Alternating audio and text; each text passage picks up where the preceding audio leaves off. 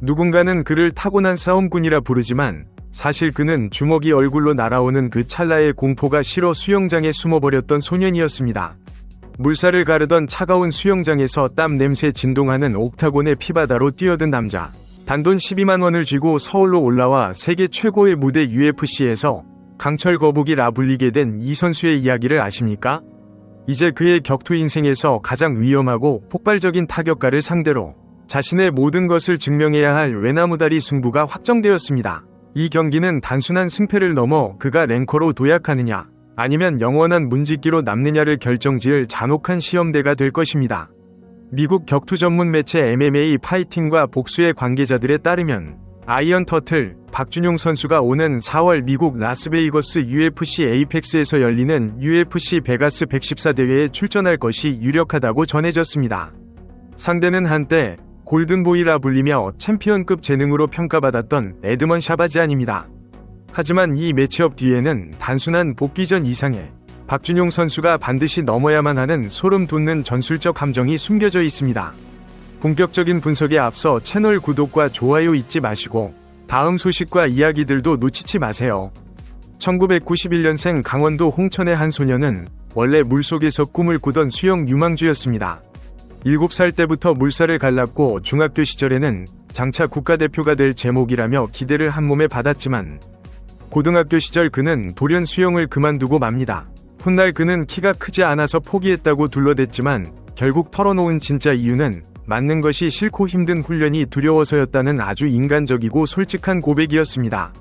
군 전역 후 모교 수영부 코치로 일하며 무료한 일상을 보내던 그에게 문득 군 시절 텔레비전 너머로 봤던 격투기의 강렬한 기억이 스쳐 지나갔고 그것은 지루했던 그의 인생을 송두리째 뒤집는 계기가 되었습니다. 안정적인 삶을 뒤로하고 격투기라는 정글에 뛰어들기로 결심했을 때 그가 서울행 버스에 오르며 가진 전 재산은 나라사랑 카드에 들어있던 단돈 12만 원이 전부였으며 이는 무모함을 넘어선 광기에 가까운 도전이었습니다.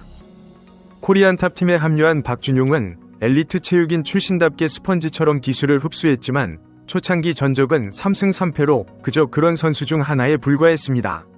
하지만 그는 포기하는 대신 닥치는 대로 싸우는 길을 택했습니다. 장소가 어디든 준비 시간이 얼마나 부족하든 상대가 누구든 가리지 않고 케이지에 올랐으며 러시아와 중앙아시아의 거친 파이터들과 주먹을 섞으며 야생성을 키워나갔습니다.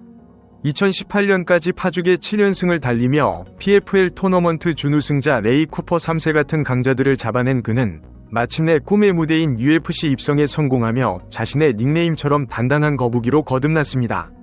UFC 초창기 앤소니 에르난데스에게 서브미션 패배를 당하며 그라운드의 약점을 노출했지만 박준용은 좌절하는 대신 자신의 껍질을 더욱 단단하게 만드는 계기로 삼았습니다. 이후 그는 상대의 잽 싸움을 무력화시키는 정교한 복싱과 상대를 진흙탕 싸움으로 끌고 들어가 질식시키는 레슬링 실력을 장착하며 웰라운더 파이터로 진화했습니다. 특히 조셉 홈즈와 데니스 튠룰린, 알버트 두라예프를 연달아 피니시시키며 3연승을 거뒀던 장면은 그를 지루한 판정승 제조기라고 비판하던 사람들의 입을 다물게 만들기에 충분했습니다. 그는 상대의 턱의 정타를 꼽고도 다운시키지 못했던 과거의 물주먹 이미지를 탈피하기 위해 끊임없이 진화했고 이제는 그라운드에서 상대를 제압해 탭을 받아내는 결정력까지 갖추게 되었습니다. 하지만 박준용에게는 여전히 풀지 못한 숙제가 하나 남아있는데 그것은 바로 미들급치고는 다소 작은 체격과 완력의 한계입니다. 그레고리 로드리게스나 안드레 무니즈 같은 거구의 선수들을 만났을 때 기술적으로는 대등하거나 앞서면서도 순수한 힘의 차이에서 밀려 고전하는 모습이 종종 노출되었기 때문입니다. 박준용 본인은 언제든 웰터급 감량이 가능하다고 말할 정도로 미들급 내에서는 근육량이 적은 편이고 이는 상위 랭커로 도약하려는 그에게 보이지 않는 유리천장처럼 작용하고 있습니다. 이번 UFC 베가스 114에서 맞붙게 될 에드먼 샤바지안은 바로 박준용의 이러한 약점과 강점이 가장 극적으로 충돌하는 스타일을 가진 선수입니다. 캘리포니아 출신의 샤바지안은 론다 로우지의 매니지먼트를 받으며 화려하게 등장해 UFC 초반 4연승을 달리며 제2위 챔피언 제목으로 불렸던 천재 타격가입니다. 현재 UFC 전적 6승 4패를 기록 중인 그는 최근 경기들에서 기복 있는 모습을 보였지만 여전히 1라운드 활약만큼은 미들급 내에서도 손꼽히는 폭발력을 자랑합니다.